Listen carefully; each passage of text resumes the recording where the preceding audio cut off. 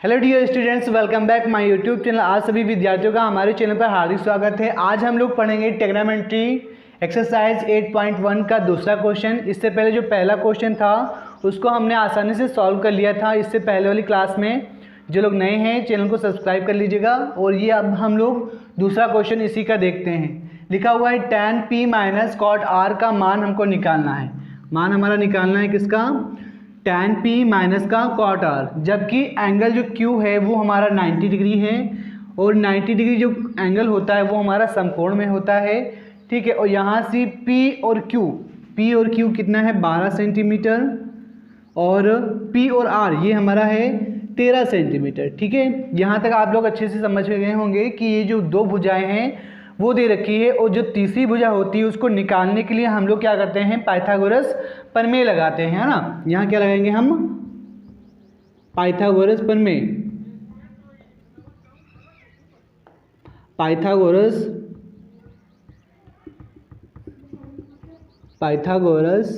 प्रमेय। ठीक है। और पाइथागोरस प्रमेय क्या था हमारा? कर्ण का स्क्वायर था ना। कर्ण हमारा कितना है? p और r है। p और r इसका वर्ग कर देंगे और लंब मतलब p और q इसका वर्ग कर देंगे और प्लस q और r इसका हम वर्ग कर देंगे। ठीक है। ये हमारा क्या था? पाइथागोरस प्रमेय। अब देखो यहाँ पर p और r की वैल्यू कितना दे रखा है? 13 का वर्ग करेंगे बराबर। देखो ये हमारे जो पाइथागोरस प्रमेय है ये हम तभी लगाते हैं जब तीसरी भुजा हमको नहीं पता होती है। ठीक है। तो ये हम तीसरी भुजा पता करने के लिए ये फार्मूला लगा रहे हैं। अब देखो यहाँ से 13 का वर्ग और p और q जो कि 12 दे रखा है इसका हम वर्ग कर देंगे और प्लस q r जो कि वैल्यू नहीं दे रखी, ये हमारा आधार है ना। q और r ये क्या है? हमारा आधार है, इसकी वैल्यू नहीं दे रखी है। 13 का वर्ग कर देंगे 169 हो जाएगा बराबर। 12 का वर्ग करेंगे 144 हो जाएगा प्लस q और r का वर्ग। ठीक है। अब ये प्लस इस तरफ आएगा माइनस का, तो 169 माइनस का ये प्लस से बराबर किस पर आता है? तो ये क्या हो जाता है? माइनस। तो 144 ये माइनस हो जाएगा बराबर q और r का स्क्वायर। घटा देंगे हमारा बचेगा 25 और ये हमारा q और r का स्क्वायर। इसका हटेगा रूट लग जाएगा तो यहाँ से q और r बराबर आ जाएगा तुम्हारा 5, क्योंकि ये 25 जो है किसका वर्ग है? 5 का, और रूट लगे तो कितना आ जाएगा? 5 आ जाएगा। तो तीसरी भुजा हमारी आ गई। अब हमको निकालना है tan p। देखो जो एंगल होता है उसके सामने हमारा क्या होता है? लंब। अब यहाँ पर लाल बटे कक्का लगाएंगे। लाल बटे क्या होता है? कक्का। लाल बटे कक्का मतलब कि ये हमारा tan जो होता है लंब बटे का कितना होता है? आधार। जो tan थीटा होता है, ठीक है, वो होता है लंब और बटे का क्या होता है? आधार होता है भैया। ठीक है। लंब बटे का आधार। लेकिन यहाँ पे कितना है? tan p है। कितना है? tan p। और देखो p हमारा एंगल है, तो ये अगर एंगल लेंगे तो इसके सामने ये हमारा क्या हो जाता है? q और r ये लंब हो जाएगा। q और r ये क्या हो जाएगा? लंब। तो लंब हमारा निकल के आया है 5। q और r कितना आया? 5 आया है ना। और आधार हमारा कितना हो जाएगा? p और q ये हो जाएगा आधार एंगल p के लिए। ठीक है। तो यहाँ लिख देंगे 12 और यहाँ से अब कॉट की वैल्यू निकालेंगे। कॉट कितने की है? r की। तो कॉट r हमारा यहाँ पर है और इसके एंगल के सामने ये हमारा लंब हो जाएगा। और कॉट अपोजिट मतलब उल्टा होता है tan का, तो आधार बटे लंब हो जाता है। आधार बटे लंब। तो आधार हमारा यही है। आधार हमारा क्या है? q और r जो कि 5 दे रखा है, लिख लेंगे। ठीक है। उसके बाद जो लंब है, आधार और लंब हमारा कितना हो जाएगा? 12।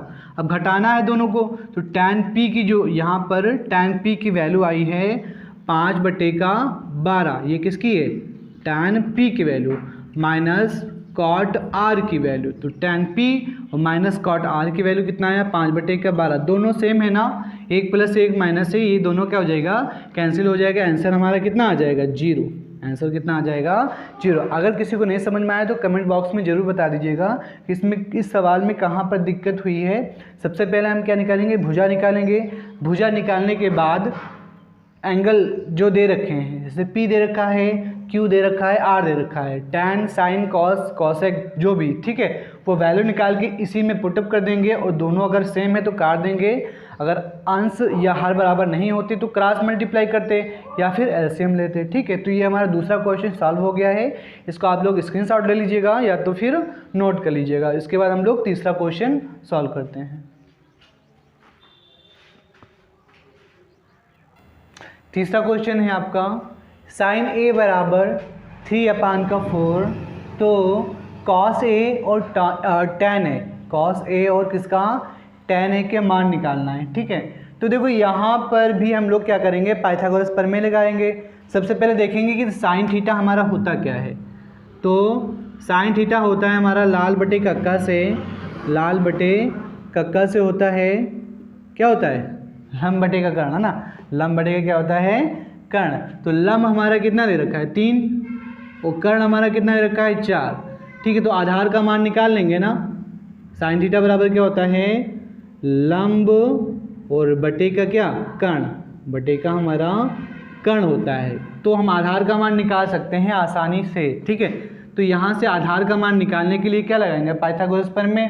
तो पाइथागोरस प्रमेय क्या था, कर्ण का स्क्वायर, जो कर्ण हमारा कितना है AC, AC का हम वर्ग कर देंगे, बराबर लंब हमारा BC, इसका हम वर्ग, प्लस आधार कितना है BA, आधार कितना है BA, और इसका भी क्या कर देंगे वर्ग, और AC हमारा कितना है 4 है ना, 4 का वर्ग, बराबर BC हमारा 3 है, BC हमारा कितना है 3, 3 का वर्ग, और प्लस BC भैया 3 ही तो है ना, B और C भुजा हमारी कितना है 3। ठीक है, देखो यहाँ पे एक चीज़ ध्यान देना, साइन ए बराबर 3/4, ये एग्जैक्ट वैल्यू नहीं है कि साइन ए का जो एंगल है वो 3/4 आएगा। ठीक है, तो इसके लिए कई सारे सवाल में हम लोग x मान कर भी लगा सकते थे, ये 3 के मल्टीप्लाई x और 4 का मल्टीप्लाई भी x करके, क्योंकि ये जो एग्जैक्ट वैल्यू नहीं है साइन ए की। ठीक है, तो इस तरह भी हम लोग सॉल्व कर सकते हैं, और इसके मल्टीप्लाई में x भी कर सकते हैं, 3x/4x, मतलब जो वैल्यू होगी वो एग्जैक्ट नहीं होगी। ठीक है, और यहाँ से BA का क्या कर देंगे हम वर्ग। ठीक है, तो 4 का वर्ग हो जाएगा 16, और 3 का वर्ग 9, प्लस का BA का स्क्वायर, ये प्लस इस तरफ आएगा माइनस, तो 16 - 9 बराबर BA का स्क्वायर। तो इस घटाएंगे कितना बचेगा, 7 बचेगा ना, और यहाँ से BA का इसका स्क्वायर है, रूट लग जाएगा, तो BA बराबर रूट का कितना आ जाएगा 7। ठीक है, ये आ गया हमारा रूट का 7। अब हमको cos A की वैल्यू निकालना है, cos A की, तो एंगल हमारा यही रहेगा ना, दोनों का एंगल सेम है, दोनों का जो एंगल है AA दोनों का सेम है। तो यहाँ से cos थीटा होता है आधार बटे का कर्ण, तो आधार यहाँ से लिखेंगे cos A बराबर आधार कितना है, आधार, cos थीटा बराबर क्या होता है आधार बटे का कर्ण, यही होता है ना, वो आधार हमारा कितना है रूट का 7, और अपान का कर्ण हमारा कितना है 4, कर्ण कितना है 4। इसी प्रकार tan A का वैल्यू निकाल लेंगे, tan थीटा बराबर होता है लंब बटे का आधार, लंब बटे का आधार, लंब हमारा 3 है और आधार कितना है हमारा रूट का 7, रूट का कितना आ जाएगा 7। ठीक है, तो इस प्रकार ये क्वेश्चन सॉल्व हो जाएंगे। इसका आंसर जो है आप लोग देख लीजिएगा, हमारे ख्याल से सही आ रहा है। ठीक है, ये क्वेश्चन ही tan A बराबर रूट का 7/4, ठीक है, और ये 3/, हाँ ठीक है, ये क्वेश्चन इसी प्रकार सॉल्व होगा। लेकिन ये चीज़ ध्यान देना, जो एंगल होगा उसी के सामने, जो एंगल ले रहे हैं उसके सामने क्या होगा, लंब होगा। ठीक है, इस तरह क्वेश्चन 1 नंबर या 2 नंबर में पूछे जाते हैं, हर साल पूछे गए हैं, और इस बार जो पेपर होगा उसमें भी ये पूछने की 110% संभावना है। तो तीसरा क्वेश्चन सॉल्व हो गया है। उसके बाद हम लोग चौथा क्वेश्चन देखेंगे जो कि काफ़ी इजी है। ठीक है, इसको आप लोग नोट कर लीजिएगा या फिर स्क्रीनशॉट ले लीजिएगा।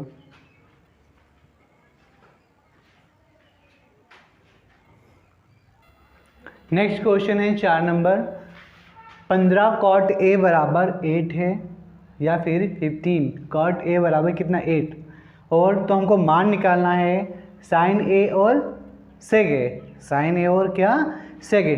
ठीक है, तो सबसे पहले हम क्या करेंगे, ये 15 जो मल्टीप्लाई में है इधर जाएगा डिवाइड में हो जाएगा, तो यहाँ से cot A इजकल टू 8 बटे का कितना हो जाएगा 15। ठीक है, ये गुणे में था, इधर आ गया बटे में। अब देखो ये cot A का ये एग्जैक्ट वैल्यू नहीं है, 8 बटे जो 15 है ये एग्जैक्ट वैल्यू नहीं है, ये क्या है माना गया है। ये हम क्या सकते हैं, कह सकते हैं कि cot A, एंगल A का मान 8 बटे 15 आ सकता है। एंगल का मान हमेशा किस में आता है, डिग्री में आता है, किस में आता है, डिग्री में।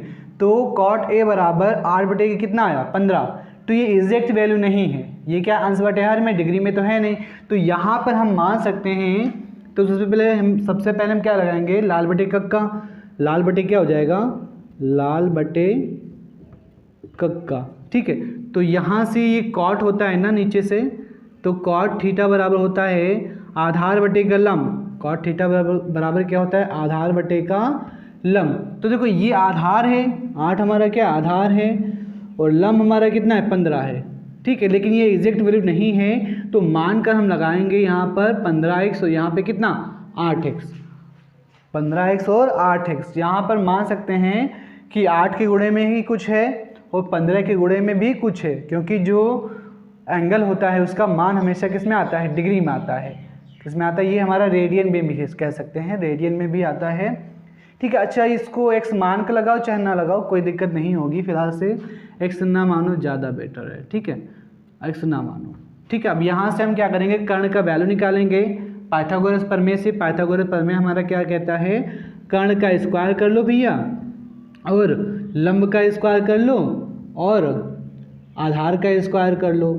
ठीक है, दोनों को क्या कर दो, जोड़ दो, मतलब कि लंब और आधार का वर्ग करके दोनों को क्या कर दो, आपस में जोड़ दो। अगर हम जोड़ेंगे तो हमारी किसकी आ जाएगी, कर्ण की वैल्यू आ जाएगी। तो BC हमारा था 15 का हम क्या कर देंगे वर्ग, प्लस BA हमारा था 8, इसका वर्ग कर देंगे। 15 का वर्ग होता है 225 और 8 का वर्ग होता है 64। ठीक है, जोड़ेंगे तो ये हो जाएगा 5 4 9 और 6 2 8 और यह हो जाएगा 2, ये हो जाएगा AC का वर्ग। वह हटेगा, स्क्वायर रूट लगेगा ना, तो AC बराबर रूट का हो जाएगा 289। ठीक है, 289 जो है स्क्वायर रूट है किसका, 17 का। स्क्वायर रूट है किसका, 17 का। तो कर्ण का मान आ गया 17, जो कि सबसे बड़ा है। ठीक है, अब हम किसका वैल्यू निकालेंगे, साइन ए का। साइन ए बराबर क्या होता है, लंब बटे का कर्ण। लंब हमारा आ गया 15 है ना, और कर्ण हमारा आ गया 17। तो साइन ए की वैल्यू आ गई ना, साइन ए की वैल्यू 100% आ गई। अब यहाँ से हम कॉस ए की वैल्यू निकालेंगे, नहीं कॉस नहीं, अच्छा ठीक है सेक का ही निकाल लो, सेक का निकाल लो। सेक ए बराबर क्या होता है, ये होता है कॉस का अपोजिट। कॉस थीटा बराबर होता है आधार बटे कर्ण, और सेक होता है कर्ण बटे आधार। कर्ण का मान आ गया 17, वो आधार का मान आ गया कितना 8, तो 17 बटे 8 आ जाएगा। ये हमारे दो आंसर हो जाएगा। ठीक है, हम पहले क्या करेंगे, पाइथागोरस प्रमेय लगाएंगे। पाइथागोरस प्रमेय की निकालने के बाद जो तीसरी भुजा आ जाएगी, उसके बाद भुजा निकालने के बाद, भुजा को निकालने के बाद हम क्या करेंगे, साइन ए और सेक ए, साइन ए और क्या सेक ए की वैल्यू इस प्रकार निकाल लेंगे। ठीक है, 4 नंबर 3 क्वेश्चन हो गए, दूसरा हो गया, तीसरा हो गया, चौथा हो गया। ठीक है, ज़्यादा लॉन्ग वीडियो नहीं बनाएंगे, और फिर मिलते हैं नेक्स्ट क्लास में। तब तक इसी तरह पढ़ते रहिए और वीडियो को ज़्यादा से ज़्यादा शेयर कीजिए। ठीक है, धन्यवाद, वंदे मातरम। आप लोग अपना ध्यान रखिए और अच्छे से पढ़ाई कीजिए। Bye bye.